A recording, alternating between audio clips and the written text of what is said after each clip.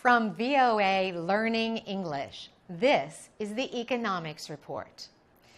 The Commerce Department says the U.S. economy expanded at its fastest rate in more than 2 years. From April through June, the economy grew at a rate of 4.6%. That is good news. During the first 3 months of the year, the country's economy shrank by more than 2%. Some economists say the second quarter growth is a sign that the U.S. economy is finally improving. Others are not so sure. A severe winter is blamed for hurting businesses and keeping Americans away from shopping centers early in the year. The sharp increase in economic activity from April to June was welcome. But financial expert Greg McBride of Bankrate.com says it is only 3 months of growth. He spoke with VOA on Skype. Investors on Wall Street, however, have had confidence in the economy. The recent growth numbers pushed stock prices higher. The S&P 500 index, an important stock market measure, reached close to 2,000 points in recent weeks. Since then, stock prices have been up and down. David Stockton is an expert with the Peterson Institute for International Economics. He says economic conditions are improving as businesses increase investment spending. The Bureau of Economic Analysis, or BEA, said business spending and exports caused the increase in growth. That also could help the job market. The national unemployment rate is currently 5.9%. Yet wages have remained mostly unchanged, although there has been some job growth in the past year. For VOA Learning English, I'm Carolyn Presutti.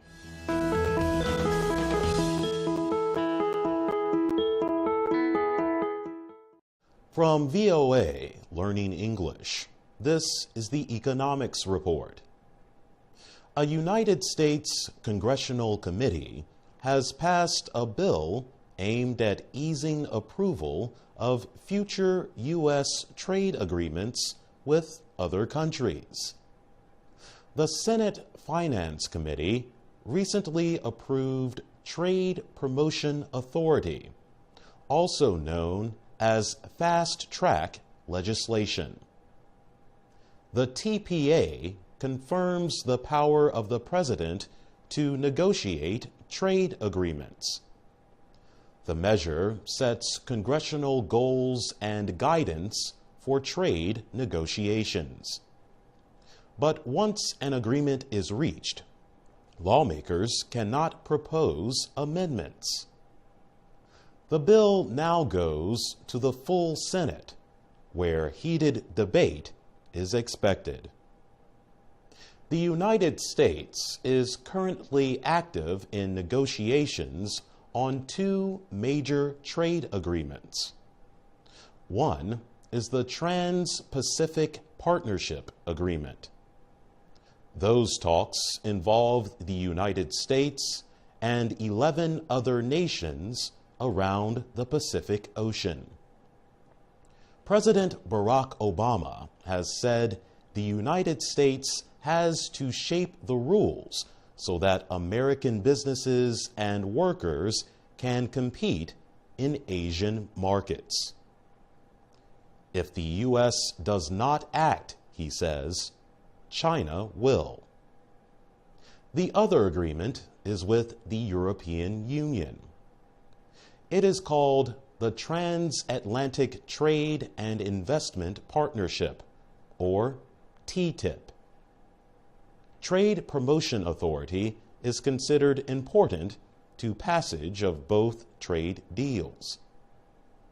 The aim of the TTIP agreement is to remove tariffs, simplify trade processes, and remove restrictions on trade in areas that affect 800 million people.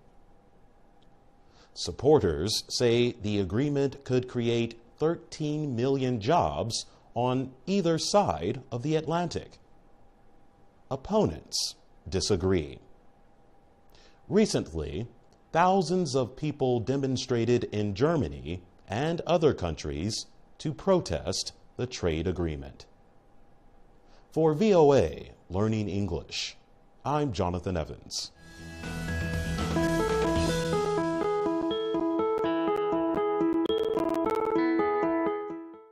From VOA Learning English, this is the Economics Report. There is a policy dispute in Washington over a government agency that helps exporters. On one side is the American business community. On the other side are conservative Republican Party lawmakers. Unless Congress takes action, the Export-Import Bank of the United States could be forced to stop accepting new customers at the end of June. The bank provides loans and other help to buyers of U.S. products. W.S. Darley and Company makes fire trucks in the United States and sells them worldwide.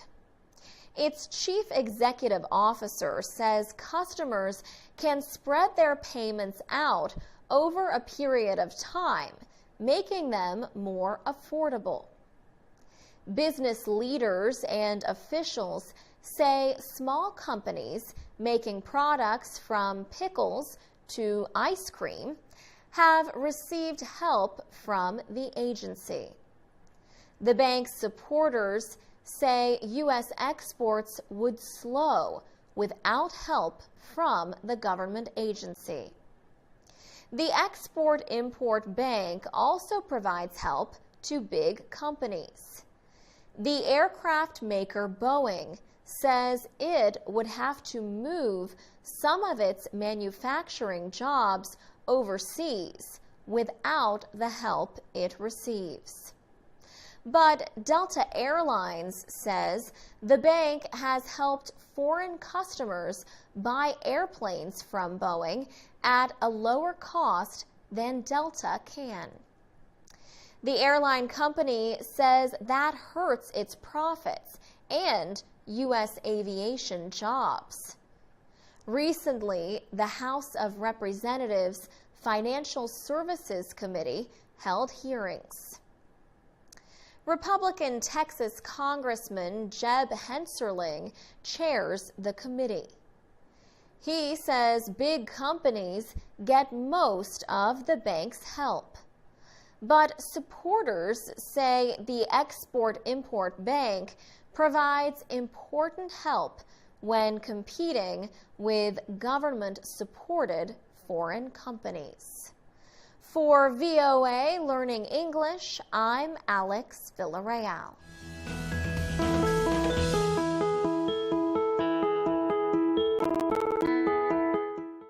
From VOA Learning English, this is the Economics Report.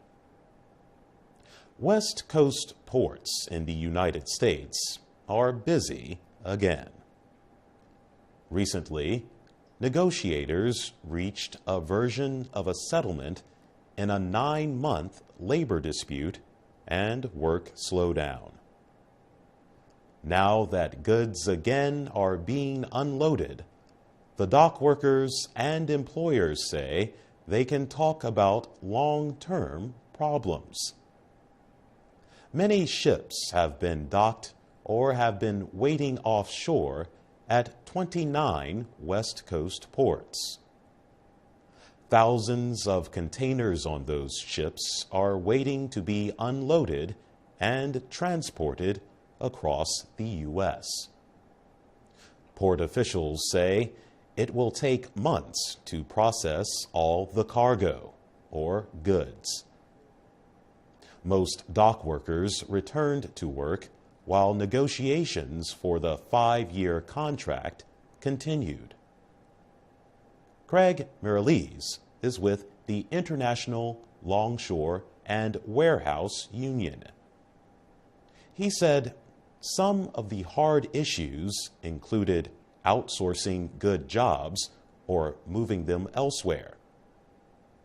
Workers say administrative jobs at the ports have been moving to other states and other countries. Workers also say they worry about increasing automation of port operations, which reduces the need for people. Many businesses depend on goods passing through the ports, including beer makers that use imported hops, produce coming to the U.S., and farmers with crops to ship overseas. The labor dispute began in July, when a labor agreement ended. The work stoppage has affected 29 West Coast ports for months and slowed U.S. trade with Asia. Those ports process more than 25% of all U.S. sea trade and more than 70% of the nation's imports from Asia. For VOA Learning English, I'm Jonathan Evans.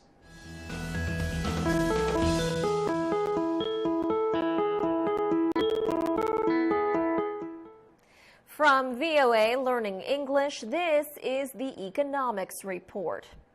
2 recent economic reports warn that although the world economy is growing, complicating issues like lower oil prices and conflict could hurt progress. The International Monetary Fund, or IMF, has reduced its prediction for world economic growth from 3.8 to 3.5%. That is still an improvement over 2014. But the international lender says some major economies are facing economic struggles. The price of oil is about half of what it was last June. The IMF's chief economist, Olivier Blanchard, says lower oil prices have helped many major economies, but investment has dropped in oil exporting countries. The United Nations also released a report called the World Economic Situation and Prospects 2015. UN economists predict growth this year will be 3.1%. They point out that crises like the Ebola outbreak in West Africa and conflict in Ukraine could hurt a world economy showing signs of improvement. Many see cost-cutting as a barrier to growth. High debt levels have limited opportunities for expansion in Europe. Alfredo Calcagno is an economist with the UN Conference on Trade and Development. He says big cost-cutting programs suppress economic recovery. Greece, he said, is one example. The report predicts Africa's growth rate will increase this year and next. But in Africa south of the Sahara Desert, IMF economists say growth expectations have weakened, especially in Nigeria and South Africa. The U.S. also is expected to show good growth of over 3% this year. UN economists expect East Asia to remain the fastest growing area, with economic expansion of almost 5%. China's growth is expected to be under 7% this year. For VOA Learning English, I'm Alex Villarreal.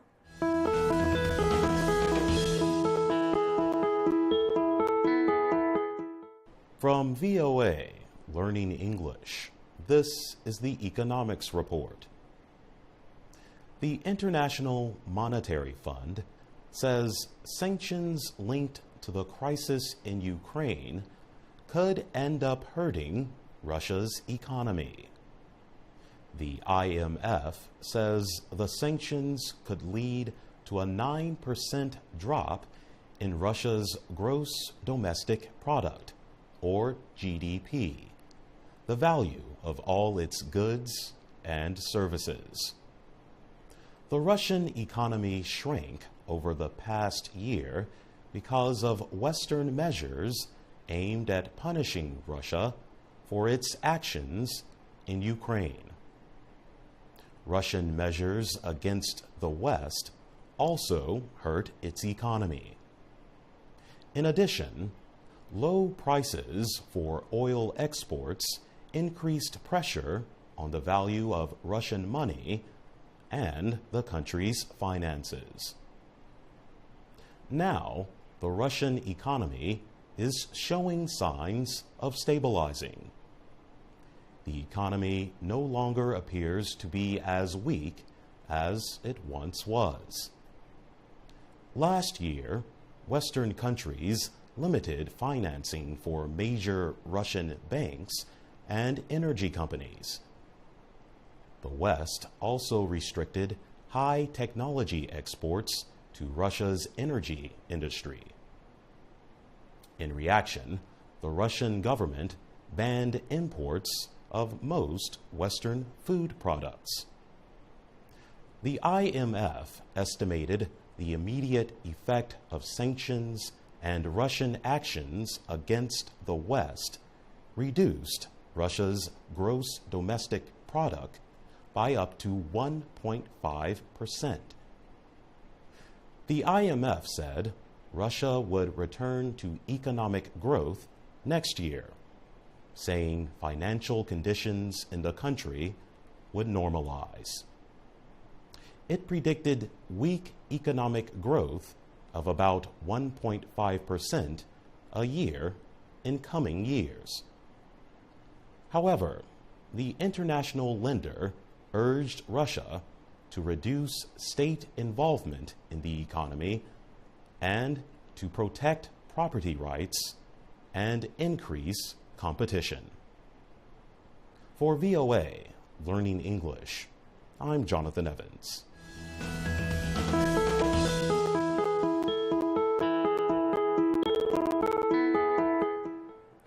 From VOA Learning English, this is the Economics Report. The Brazilian government invested billions of dollars to prepare for the 2014 World Cup. The money has been spent on infrastructure, like roads, and stadiums for World Cup events. It also has paid for security and social projects. The government says these investments will result in long-term gains for Brazil. But independent experts say effects of the spending are mixed. Urban planners say the $11 billion spent on infrastructure has created jobs for poor Brazilians. But they say this development has a price. Some people are questioning the value of police pacification units, called the UPP in Portuguese. Officials have sent these special police forces to poor neighborhoods, or favelas, to drive out drug traffickers and other criminals. Chris Fafney teaches at Fluminense University in Rio de Janeiro. He says, the drug traffickers just move their operations to other favelas. But he adds that the UPP have brought some order to once lawless neighborhoods. He says these forces have opened some areas to tourism or state-supported projects or businesses. The organizing body of the World Cup, FIFA, also invested in social programs. Lisa Delpy Nirati is with Georgetown University in Washington, D.C. She says the investments have led to programs for educating young people about the environment, the disease AIDS, or the importance of staying in school. But critics note that some cities in Europe have rejected proposals to hold huge sports events to push development. They say a new model is needed if nations organizing such activities are to prevent protests like those earlier in Brazil. For VOA Learning English, I'm Carla Babb.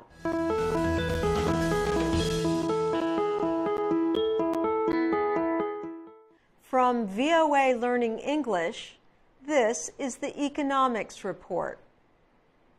Women entrepreneurs are getting more help and resources, including money, from governments, universities, and corporations. The number of women-owned businesses in the United States increased 44% from 2001 to 2011, says the Center for Women's Business Research. Raising capital or investment money is a major problem for startups because they need money to grow. Only 2% of women-run startups in the U.S. receive support from venture capitalists, says a study by the National Foundation for Women Business Owners and Wells Fargo and Company. Yet, women in the U.S. own 38% of U.S. businesses, or 9.1 million companies, says the study. These companies produce $3 trillion yearly and create 16% of U.S. jobs. Springboard Enterprises in Washington, D.C. is among the organizations adding to the rise in women's entrepreneurship. The group helps connect investors with women-owned startups. It says it has helped about 600 women-owned companies raise $7 billion worldwide. Another factor fueling women's entrepreneurship is the rise of incubators for startup companies. Incubators are often located at universities. They provide possible mentors and investors. Babson College's Center for Women's Entrepreneurial Leadership in Wellesley, Massachusetts, is an example. It also holds a yearly business competition for women entrepreneurs with a grand prize of $250,000. For VOA Learning English, I'm Ann Ball.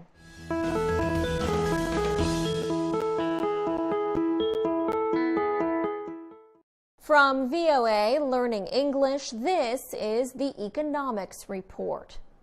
Slowing economic growth around the world is endangering the World Bank's goal of ending extreme poverty by 2030. That is what World Bank President Jim Young Kim said recently. He said the goal remains within reach. But he thinks extreme poverty will disappear only if world leaders and financial and development agencies do their part. The United Nations says extreme poverty is a condition in which basic human needs are not being satisfied or met. These needs include having clean drinking water, food, and an education. Jim Young Kim says the world has made some progress toward reaching the goal. He says over 25 years, the number of people living in extreme poverty has been cut in half. However, nearly 1 billion people continue to live on less than about $1.25 a day. Slowing economic growth in industrial and developing economies is affecting the fight against extreme poverty. Mr. Kim says one solution is to partner with new financial institutions, such as the Asian Infrastructure Investment Bank and the New Development Bank. Banking coalitions could help identify financing for transportation and other infrastructure needs that the World Bank alone cannot provide. Many people are concerned that new lending agencies will reduce the influence of existing ones. But Mr. Kim says the issue is not influence. He says the enemy cannot be other institutions, but has to be poverty. The World Bank is expected to consider those issues when world leaders gather at the United Nations later this year. For VOA Learning English, I'm Alex Villarreal.